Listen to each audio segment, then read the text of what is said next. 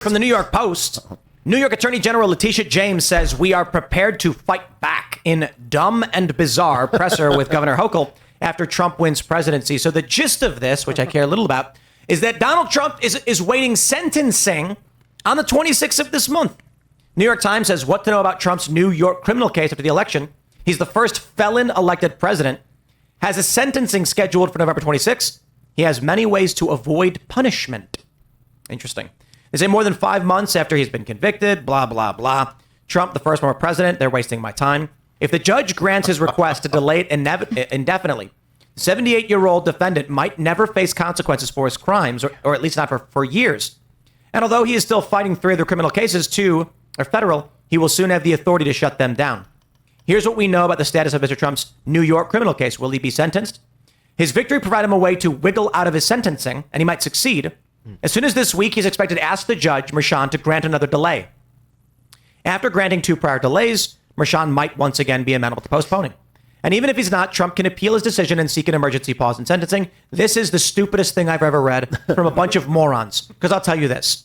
Donald Trump will say, I'm not doing anything. I'm not filing anything. I'm not going to do anything you ask me to do. January 20th, I will be sending federal agents to knock on your door and rip these documents from your courts and rip through each and every one to figure out what the fraudulent BS in this all was. And he has a popular mandate to do so. So I will stress to the morons at the New York Times, Trump won the popular vote. That means with 34 felony counts and everyone having seen the news about the claims against Donald Trump, we reject them. The victims of this crime claimed it never happened. Falsifying business records is ridiculous. Trump had disclaimers to the bank saying these could be wrong. The bank said, yeah, we knew that this information could be wrong. He didn't falsify any. Oh, I'm sorry. That was the other case. That's the other This case. is Stormy Daniels. Yeah, this is Stormy Daniels. But nobody can tell you what he was convicted of. He wasn't. That's right. And this was the case where his lawyer, Cohen, was the one handling all of this. And Trump said, I don't know what he was doing. Yeah. So all that matters is this criminal case, 34 counts, is Trump says to New York, the majority of the population of this country has sided with me. You choose, because I'm going to tell you what's going to happen next. We're going to go to a DOJ. We're going to appoint an AG, and we're going to open an investigation into what this case was, and they're going to rip through your documents, and it will be you sitting on trial. Yeah.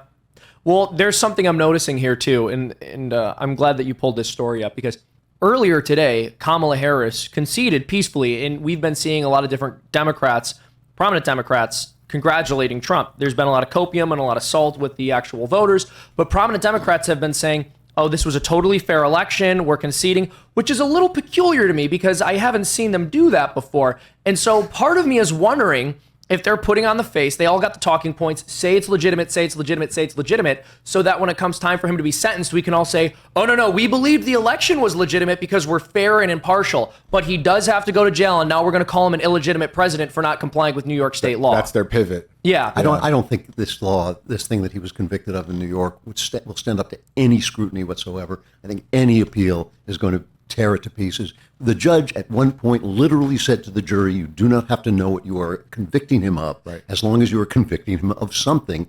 I asked John Yoo, the lawyer from Berkeley, I guess, I said, when I heard that, I felt my soul leave my body because I thought, what country am I in? Where am I? That you would say to somebody, you don't have to know what you're convicting him. And I said, was that me? And you said, no, that's actually the craziest thing you ever heard. I mean, I think that the most likely thing is because of the situation with him being the president, the appeal will have to be, moved up as fast as possible. They're not going to put him in jail until the end of the appeal, because or until the appeal date. That's just ridiculous. Yeah, first of all, no. I mean, I don't know that I think that that's not actually standard procedure anyways. Like if someone's still on appeal, they still stay free. Usually you can. Yeah. So he's not going to jail. Yeah. Even though he's supposed to be sentenced, he's not going to be sentenced. And even if he is sentenced, he's not going to go to jail. And even if they tried to put him in jail, Secret Service is going to say, no, he's not going to jail. Mm-hmm. And there will come, and if necessary, it could come to a point where Secret Service is saying, try it. Mm-hmm. Like Secret Service like you can see. I don't think it's going to come to that. No, I don't think so either. But my point being, Secret Service, like, it's not just the people in suits. Like, if you remember on the day that when Trump was shot at in Pennsylvania, there were the guys in suits, but there was also the guys in full-on body armor and kit that looked like an entry team. Like, those dudes are Secret Service as well. They're not going to allow you to just wrap the president-elect up and put him in jail. First of all, and second of all, as soon like I said, because of the fact that there's because there's going to be an appeal and it's likely going to get overturned, and anyone that looks at the circumstances is going to be like, yeah, this is probably going to get overturned. I imagine New York would be like, hey, let's chop this one. When's the next open date? We'll move some stuff and shuffle around. I think we can fit it in December and make this problem go away. I have to confess that I'm a dissenting voice here. I'm a little bit soft on vengeance. I know it's just, but I think it may be a mistake. I think that one of the best things that Trump did, and boy, people on my show yelled at me when I said this, when he said he wasn't going to put Hillary Clinton in jail. I'm going to yell at you. That is... No, I thought he was absolutely right. He said this is not the right way. It's not the way we do politics here, that we put the last guy in prison. They did that. He's got to look better than that. And I actually think, I predict this. I will make this prediction. I think this is going to be a great presidency. I want it to be about the future. I want it to be about making my life better. It doesn't really make my life better to put a bunch of bureaucrats away. That part doesn't bother me about Hillary, but I do want to see accountability big time for people like Fauci.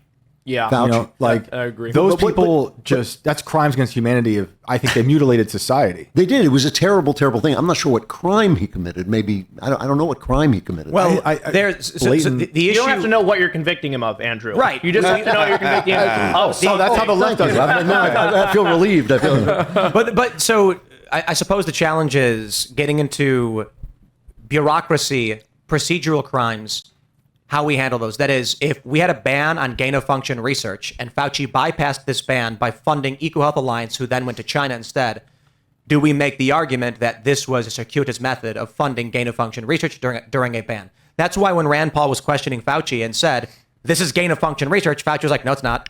Yeah. And I love this hearing because Rand Paul is like, gain-of-function research is when you take a virus and you infect animals with the intention of gaining functions in those viruses to make them more viral, more contagious, etc. And Fauci's like, well, this was not, he's like, this was not gain-of-function research. It was just us taking a virus to make it more viral and to increase, And it's like, all you're doing is describing literally what it is. He lied about it. Rand Paul holds up a document saying, here's you calling it gain-of-function research. The question is there going to be a political appetite to go back to these things? So I've already heard people say, I don't care about 2020 anymore. Trump needs to get in, and he just needs to start cleaning up the DOJ, cleaning up the FBI, getting rid of the political lawfare. I think we're probably going to be more focused on pardoning J6ers and commuting sentences of those. I think is hugely important. That's different, yeah. And so I think there's going to be a much less appetite for things like Fauci and all that stuff, especially considering Trump was the one who initially said, stop 2 weeks to slow the spread, and was the principal pushing. Oh, yeah. And well, not only the January 6 people, I want those old ladies. My disgraceful exit. But before I go, I want to let everyone know to subscribe to Pop Culture Crisis, and you can follow me on Instagram and Twitter at Mary Archived. Thank you for having me. Right on. So who do we got popping in? We got Ian. Is that Ian? Come on in. We got to wait till you're at the microphone because no one can hear you. Mary Morgan is a superstar in hiding. Mary Morgan. Ladies and gentlemen, thank you, Mary. Thanks for coming, man. Good to see you again. Actually, you're big time. Let's Can I make a point about Fauci real quick?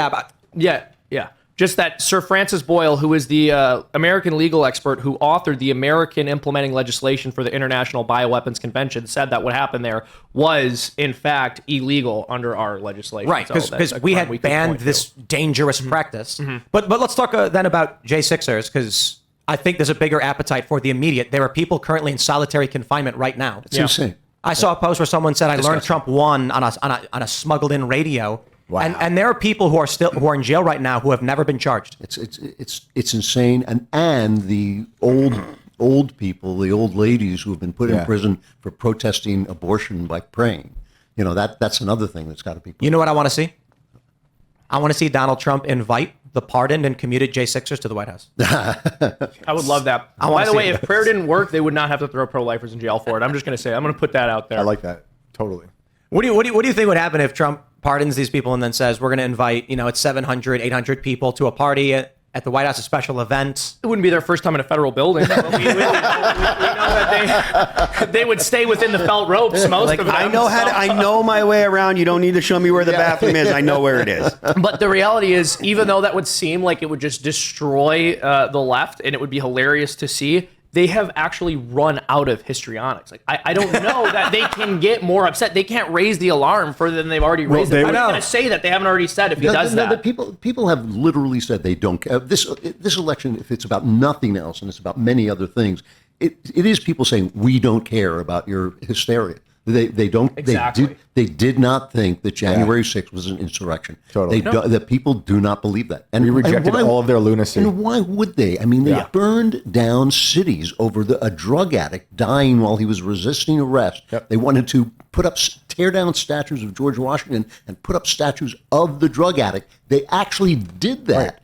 Right. Yes, but I do want to mention, because I have to mention this every single time, a mural of George Floyd with a crown on the side of a building was struck by lightning in the center of the building, and his image exploded. And this is real life. And I don't know if that makes you guys have more, if you think it's a miracle or God intervened or what that means, but yes, of course that's what it means. What's wrong with you? But no, the January 6th thing. let's just, I want to mention this. The story is there's a brick wall. It's got a big mural across the board. Right in the middle is George Floyd. They put a crown on his head. During the day, several clouds started to appear slowly over the area. It was not overtly cloudy.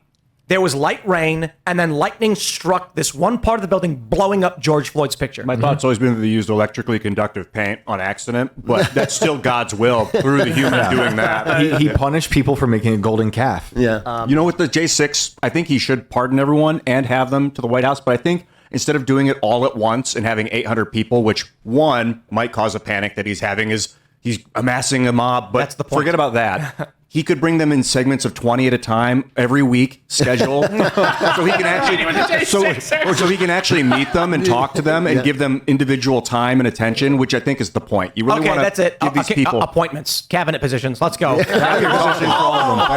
that'd be cool. Like every Have couple them weeks, oversee election integrity.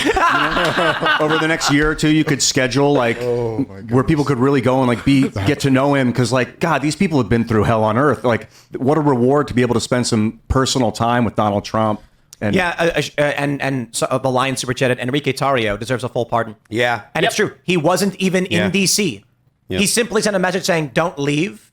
And we don't even know the context of what don't leave means. And we also need to remember a lot of these people were forced into saying that they were violent at these things when they really weren't. Yep. Right. Yep. Well, when the feds come after you, I mean, they have something like a 90% conviction rate. 99% conviction rate. Yeah. So people confess. They fold. Which, by the way, is a red flag. That is a red flag whenever we look at any other country and go, oh, their justice system is a kangaroo court system because they convict 99% of whoever they go after. Yeah. Right. Thanks for checking out this clip from Timcast IRL. Make sure to watch the show live Monday through Friday at 8 p.m. Subscribe to this channel, and we will see you all there.